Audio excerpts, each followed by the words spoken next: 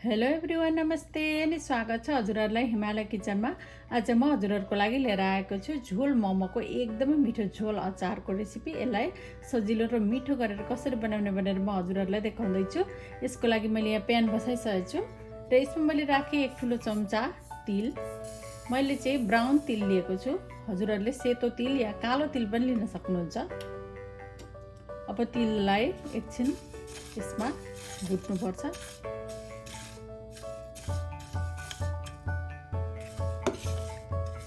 र तिल चाहिँ अब पड्किन थालिसकेको छ। तिल यसरी पड्केपछि अब तिल राम्रोसँग भुटिन्छ। अब म यसलाई अर्को प्लेटमा सार्छु। त्यसैगरी मैले यसमा राखेँ अब 2 ठुलो चम्चा बदाम। अब यो बदामलाई पनि केही बेर यसमा भुट्नुपर्छ।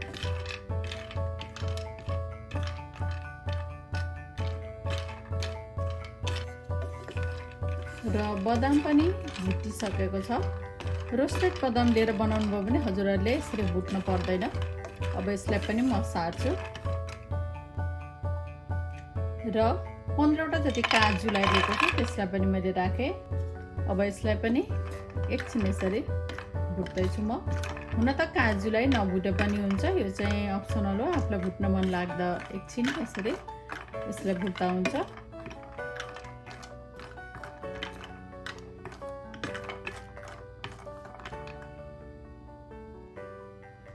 ल अब काजुलाई पनि म झिक्दैछु र यसरी भुटेको बदाम, काजु र तिललाई म सेलाउन दिएर केही बेरको लागि अनि यसलाई मिक्सी जारमा राखेर मसिनो गरेर पिस्नेछु।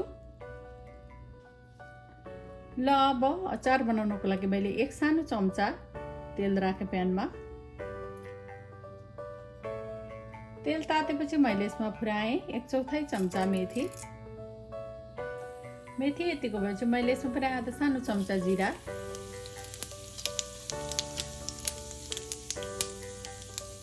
2टा रातो सुकेको खुर्सानी, 5वटा लसुनको पटी र 1 इन्च अदुवाको टुक्रालाई राखेँ। एउटा मिडियम साइजको प्याज,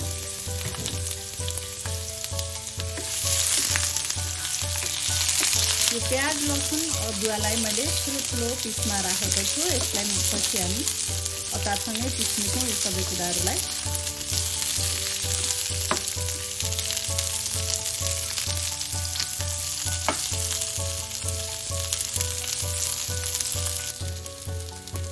अब यति बेला मैले राखेँ 1/4 चम्चा बेसार,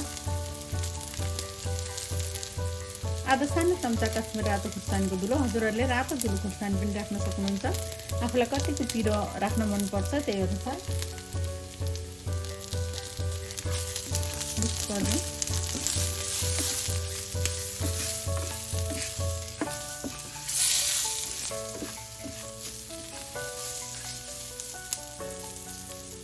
र मैले यसमा राखेँ 2टा ठुलो साइजको टमाटर।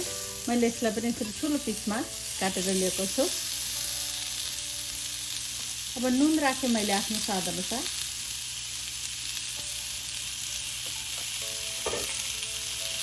चलाइदिउँ।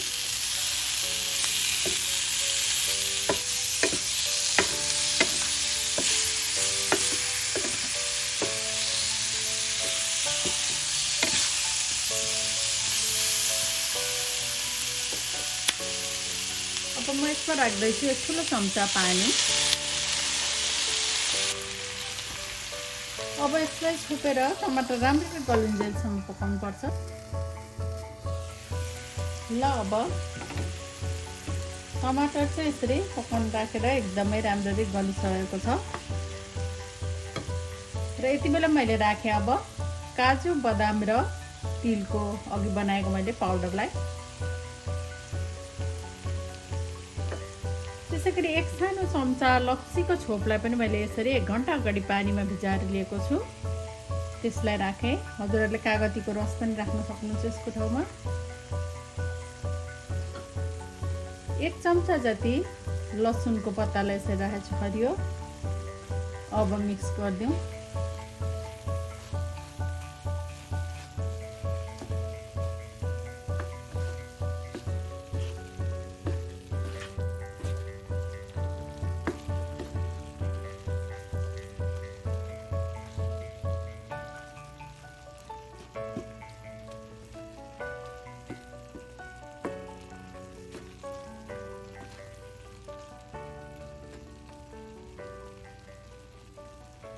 र अब यति बेला भएपछि यसलाई स्टोभ पुरै अफ गरेर यसलाई सेलाउनको लागि राख्ने। ल अब यो अचार चाहिँ एकदम राम्ररी सेलाइसकेको छ र अब यति बेला म यसको यो बोक्रा यसरी बिस्तारै झिकेर फाल्दैछु टमाटरको। यसरी टमाटरको बोक्रा अहिले नै फाल्यो भने हामीले पछि नछान्दा पनि एकदमै स्मुथ र एकदमै राम्रो झोल बन्छ। यसै गरी सबै बोक्राहरूलाई म हाल्छु। ल मैले चाहिँ सबै अचारलाई यहाँ मिक्सी जारमा यसरी राखिसकेको छु र अब म यसमा राख्दैछु 1 कप पानी।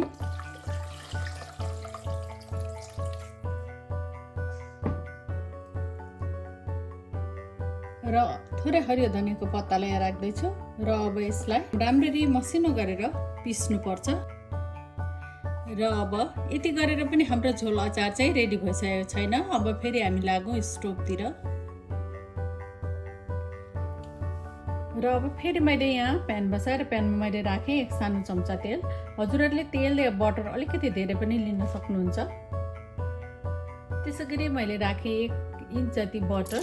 तर बटर राख्दा हाम्रो अचारको टेस्ट एकदमै मिठो आउँछ। र यति बेला म राख्दैछु मैले अहिले पिसेर रेडी गरेको अचारलाई।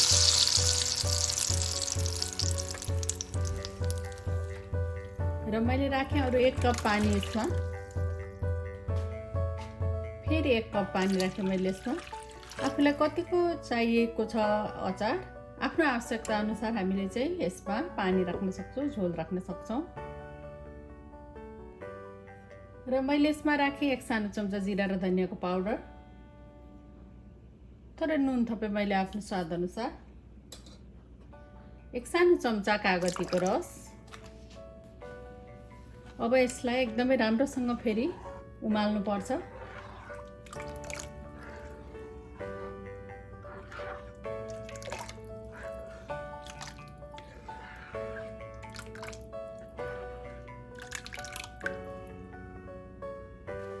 र हाम्रो झोल अचार चाहिँ उम्लिन थालिसकेको छ। अब यसलाई मिडियम टु लो हिटमा राखेर केही बेर उमाल्नु पर्छ। जति हामीले टाइम दिएर यो झोल उमाल्न सक्छौँ त्यति नै मिठो हाम्रो झोल अचार तयार हुन्छ।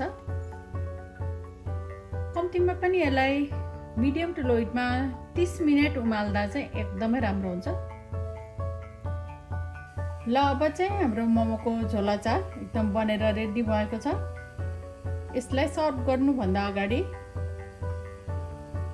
हल्का सेलाउन दिनुपर्छ।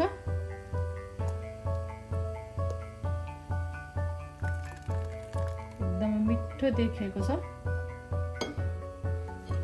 यसमा म राख्दैछु अरू बाँकी रहेको हरियो धनियाको पत्ता।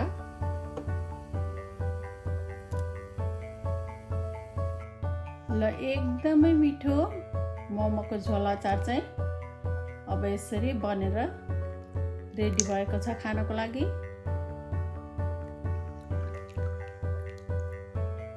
हजुरहरू पनि यसै गरी मोमोको झोल अचार बनाएर खानको लागि अवश्य पनि ट्राई गर्नुहोला। सजिलैसँग बजारको जस्तै झोल अचार बनाएर हामी खान सक्छौँ घरमै। हस् त यो मोमोको झोल अचारको रेसिपी हजुरहरूलाई राम्रो लाग्यो भने हाम्रो भिडियोलाई लाइक कमेन्ट सेयर गरिदिनु होला। यस्तै रेसिपीहरूको लागि हाम्रो च्यानललाई सब्सक्राइब पनि गरिदिनु होला। सब्सक्राइब गरिसकेपछि नजिकै रहेको नोटिफिकेसन बेललाई पनि अवश्य पनि क्लिक गरिदिनु होला। फेरि पनि यस्तै मिठो परिकारको रेसिपी लिएर आउने नै छु। हाम्रो भिडियो हेरिदिनु भएकोमा हजुरहरूलाई धेरै धेरै धन्यवाद।